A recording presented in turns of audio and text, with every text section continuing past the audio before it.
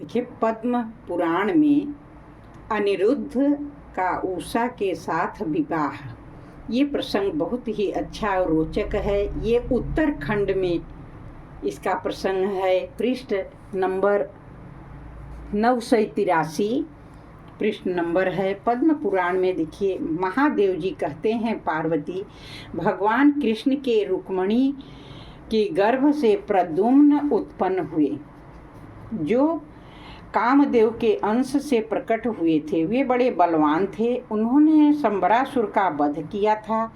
उनके रुक्मी की पुत्री के गर्भ से अनिरुद्ध का जन्म हुआ। अनिरुद्ध ने भी बाणासुर की कन्या उषा के साथ विवाह किया। उस विवाह की कथा इस प्रकार है।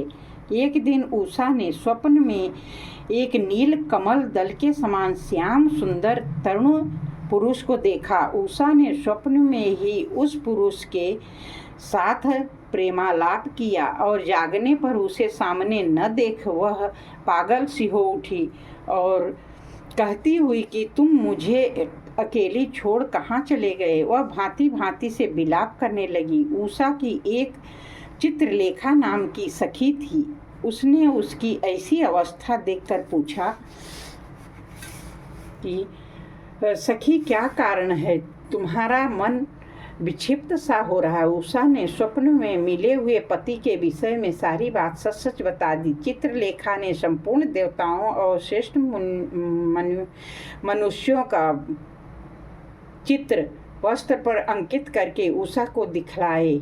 यदुकुल में जो श्री कृष्ण, बलभद्र, प्रद्युम्न, अनिरुद्ध आदि सुंदर पुरुष थे, उनके चित्र भी उसने उषा के सामने प्रस्तुत किए। उषा ने उनमें से श्री कृष्ण को उससे मिलता जुलता पाया, अतः उन्हीं की परंपरा में उनके होने का अनुमान करके उसने उधर ही दृष्टिपात किया। श्री कृष्ण के बाद प्रद्युम्न, प्रद्युम्न के बाद अनिरुद्ध को देखकर सहसा बोल उठी, यही है, यही है। ऐसा कहकर उसने अनिरुद्ध को चित्र को हृदय से लगा लिया। चित्रलेखा दैत्यों की बहुत सी मायाविनी स्त्रियों को साथ ले द्वारिका में गई और रातों रात अनिरुद्ध को माया से मोहित करके बाणासुर के महल में लाकर उषा की सैया पर सुला दिया। जागने पर अनिरुद्ध ने अपने को अत्यंत रमणीय और स्वच्छ पलंग पर सोया हुआ पाया। पास ही समस्त शुभ लक्षण से संपन्न विचित्र आभूषण, वस्त्र, गंध और माला आदि से अलंकृत तथा सुवर्ण के समान रंग सुंदर केशों वाली उषा बैठी हुई थी। तदनंतर उषा प्रसन्नता से अनिरुद्ध उसके साथ रहने लगी। इस प्रकार लगातार 1 मास तक अनिरुद्ध उसके महल में रहे। एक दिन अंतःपुर में रहने वाली कुछ स्त्रियों ने उन्हें देख लिया। राजा बाणासुर को इसकी सूचना दे दी गई। यह समाचार सुनते ही क्रोध से उसका आंखें लाल हो गया। उसने अत्यंत विस्मित होकर सेवकों को भेजा और आदेश दिया कि यहीं पकड़ लाओ। सेवक राजा के महल पर चढ़ाई कर राजकुमारी के शयनागार में सोए हुए अनिरुद्ध को पकड़ने के लिए आगे बढ़े। अपने को पकड़ने के लिए आते देख अनिरुद्ध ने खिलवाड़ में ही महल का एक खम्हा उखाड़ लिया। उसी से मार मार कर 2 ही छड़ी में उन सबका कचूमर निकाल डाला।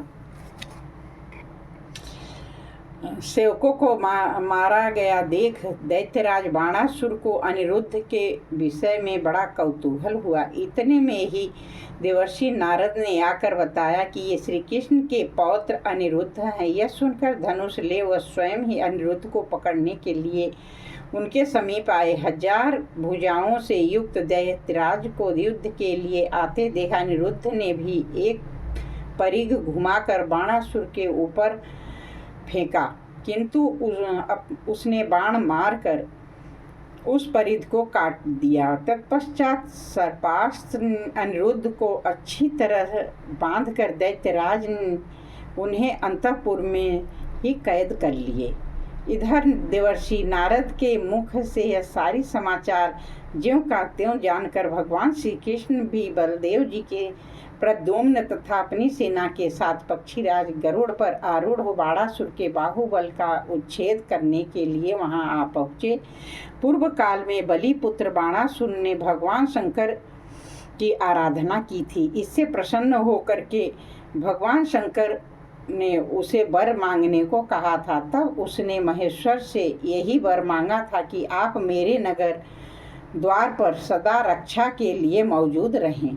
शत्रुओं की सेना आवे तो उसका संहार करें। तथास्तु कहकर भगवान शंकर ने उसकी प्रार्थना स्वीकार की थी तथा वे अपने पुत्र और पार्षदों के साथ अस्त्र शस्त्र लिए उसके नगर द्वार पर विराजमान रहने लगे। उस समय जब भगवान श्री कृष्ण यादवों की बहुत बड़ी सेना लेकर वहां आए तो उन्हें देखकर भगवान शंकर भी वृषभ पर आरूढ़ हो गए और सब प्रकार के अस्त्र शस्त्र लिए अपने पुत्र और पार्षदों सहित युद्ध करने लगे। वे हाथी का चमड़ा पहने, कपाल धारण किए, सब अंगों में विभूति रमाए, प्रज्वलित सर्पों का आभूषण पहने शोभा पा रहे थे। उनका श्रीअंग पिंगल वर्ण का था। उनके 3 नेत्र थे। वे अपने हाथों में त्रिशूल लिए हुए थे। उन्होंने संपूर्ण भूत गणों का संगठन कर रखा था। वे समस्त प्राणियों के लिए भयदायक प्रतीत होते थे। उनका तेज अपने पुत्रों और समस्त पार्षदों के साथ उपस्थित था। त्रिपुर का नाश करने वाले